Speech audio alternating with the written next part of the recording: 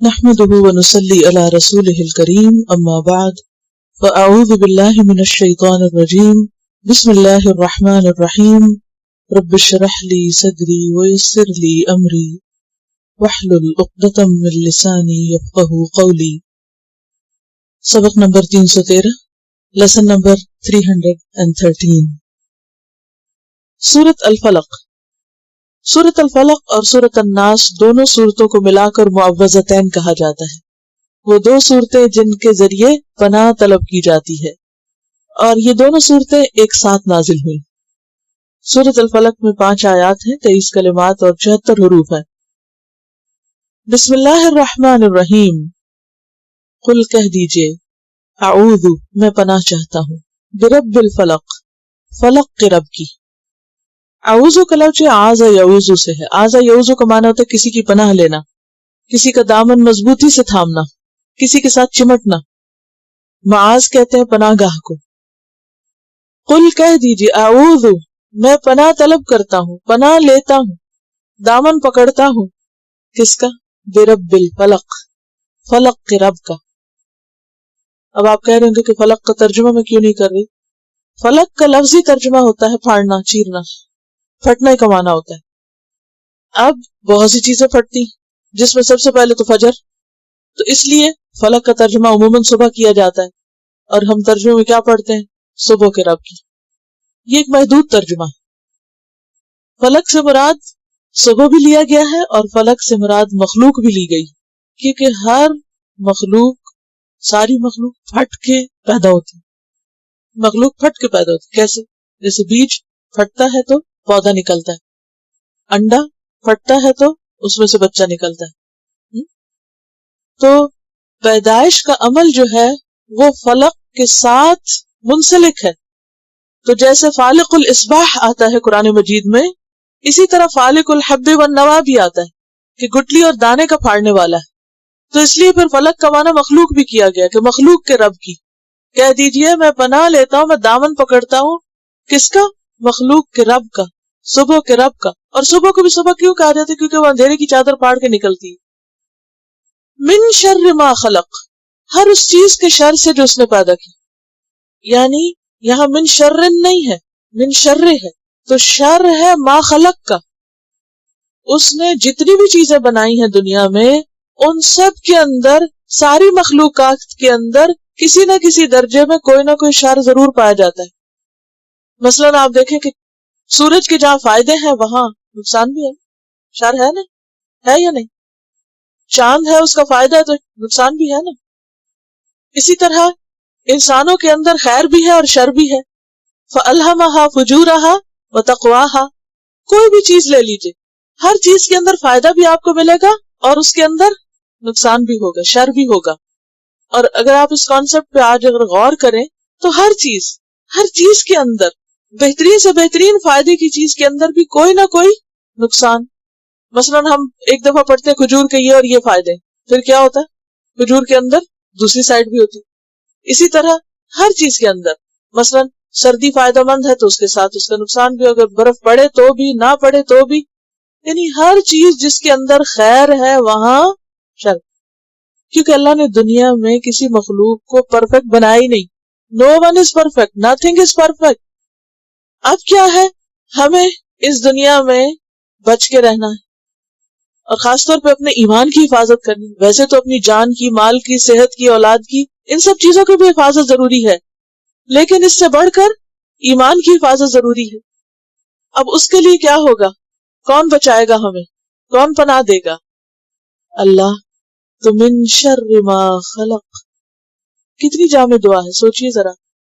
ہر اس چیز کے شر سے جو اس نے پیدا کی ہے اس سے اللہ تو ہمیں پناہ دے دے.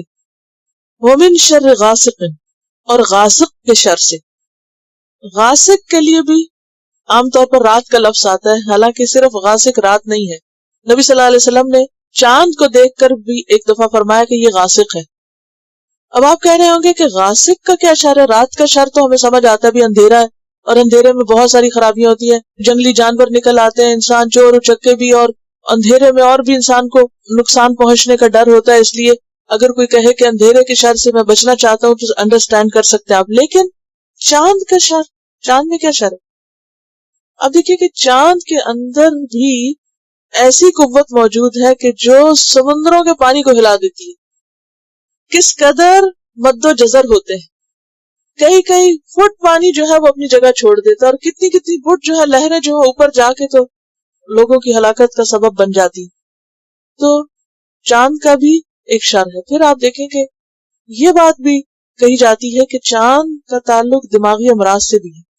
عام طور پر جو دماغی امراض میں مبتلا لوگ ہوتے ہیں تو چاند کے گھٹنے بڑھنے سے مرض میں اضافہ یا کمی بھی ہوتی ہے.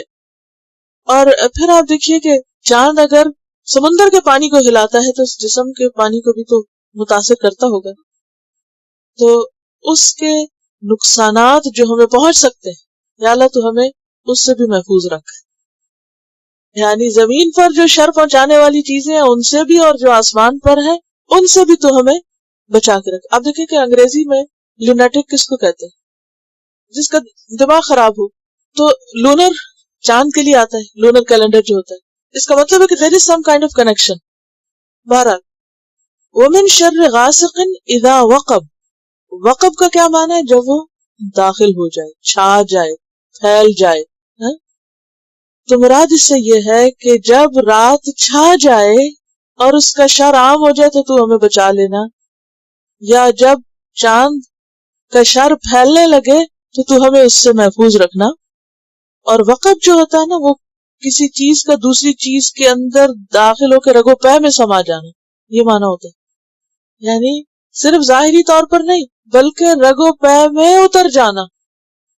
اب آپ دیکھیے کہ اگر چاند کو ہم لیں تو وہ رگو پے میں کیا داخل ہوگا؟ اس کی جو ریز ہوں گی یا اس کے جو اثرات ہوں گے وہ تو خون کے ساتھ ہی دوڑ رہے ہوں گے.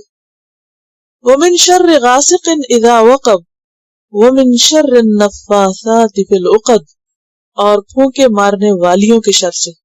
نفاسات کا لفظ جو ہے یہ نفاسا سے، نفاسا کہتے ہیں پھونک مارنے کو، تھتکارنا جس کے ساتھ تھوڑی سی تھوک بھی نکلے، تھوڑا سا اگلنا، جھاڑ پھونک کے لیے بھی آتے ہیں. اور پھر نفخہ کہتے ہیں زور سے پھونک مارنے کو، جیسے سور میں پھونک ماری جائے گی. اب آپ دیکھیے عربی میں پھونک، ہلکی پھونک ہو تو نفخہ، اور زور کی پھونک ہو تو پھر نفخہ، آگ جلانے کے لیے جو پھونک ماری جاتی ہے. اس سے نافس اور نفاس اور نفاسہ ہے، اور نفاسات اس کی جمع ہے، اور عقد جو ہے عقدہ کی جمع ہے. گروہ میں پھونکے مارنے والیاں کون ہیں؟ جادوگرنیاں. اور یہ نفاسات جو ہے یہ چونکہ صفت کے طور پر آیا ہے تو یہ عورتیں بھی ہو سکتی ہیں اور مرد بھی ہو سکتے ہیں. یعنی وہ تمام لوگ جو گروہ میں پھونکے مارے جادو کرنے کے لیے، اے اللہ تو ہمیں ان کے شر سے بچانا. وَمِن شَرِّ حَاسِدٍ، اور حسد کرنے والے کے شر سے. اذا حسد، جب وہ حسد کرے، جب وہ حسد پہ اتر آئے. حسد دو طرح کا ہوتا ہے، ایک ہوتا ہے دل میں اور ایک ہوتا ہے عمل میں. اور حسد کیا ہوتا ہے؟ کسی کی خوشحالی اور عزت دیکھ کے جلنا، کسی کی خوشی دیکھ کے جلنا، کسی کی عزت، کسی کا مقام مرتبہ دیکھ کے جلنا، اور یہ آرزو کرنا کہ یہ نعمت اس سے چھن جائے. وَمِن شَرِّ حَاسِدٍ إِذَا حَسَدَ، تو حاسد جب تک اپنے دل میں حسد رکھے تو وہ اسی کو نقصان دیتا ہے، لیکن جب وہ اس سے آگے بڑھ کر دوسروں کے خلاف ایکشن لینے لگے تو پھر دوسروں کا کام کیا ہے کہ وہ کیسے بچے؟ اللہ سے دعا کرے اور اللہ کی پناہ میں آئے کہ یا رب جب حاسد حسد کو عملی جامہ پہنانے لگے تو ہمیں اپنی پناہ میں لے لے. اور بات یہ ہے کہ سارے شر مختلف طرح کے ہوتے ہیں، لیکن یہاں پر آپ دیکھیے کہ پہلے تو ہر چیز کے شر کی بات کی گئی جو کہ عام شر ہے، پھر خاص طور پر رات کے شر سے، اور جادو کے شر سے، اور حاسد کے شر سے. تو اس سے کیا پتہ چلتا ہے کہ یہ تین طرح کے شر جو ہیں یہ خاص طور پر انتہائی نقصان دہ ہیں. تو ان سے بچنے کے لیے دعا کرنی چاہیے، اور یہ معوذتین بہترین دعائیں ہیں. نبی صلی اللہ علیہ وسلم ان کو صبح اور شام 3 بار پڑھتے، رات کو سونے سے پہلے پڑھتے، نمازوں کے بعد پڑھتے. تو یہ بہترین تعویذ بھی ہے. کسی کے پاس تعویذ لینے کے لیے جانے کی ضرورت نہیں ہے اور نہ کسی سے مانگنے کی. اللہ نے قرآن میں آپ کو لکھ دی ہیں، اللہ کے بتائے ہوئے تعویذ جو ہیں کافی ہیں.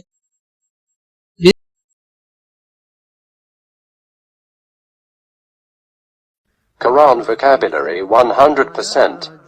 The best application to understand Quran. Study with flashcards. Word list. Learn 25% of Quran vocabulary in 7 days. Multiple MCQs to practice and test vocabulary. Single choice. Multiple choice. True, false.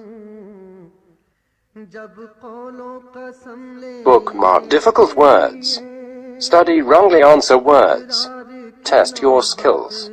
12 essential grammar lessons at Learn Quranic Grammar. You can select number of word to study from bookmarks. Select number of times wrongly answered words for study. Test your skills with multiple choice, flashcard, true, false, matching words and single choice MCQs. Grammar lessons are available in PDF format. Native Quranic and Urdu fonts. Available at Google Play and Apple App Stores. Download it today to contribute in the Islamic Apps Development Project. Quran vocabulary 100% in Urdu. Visit smartappsweb.com.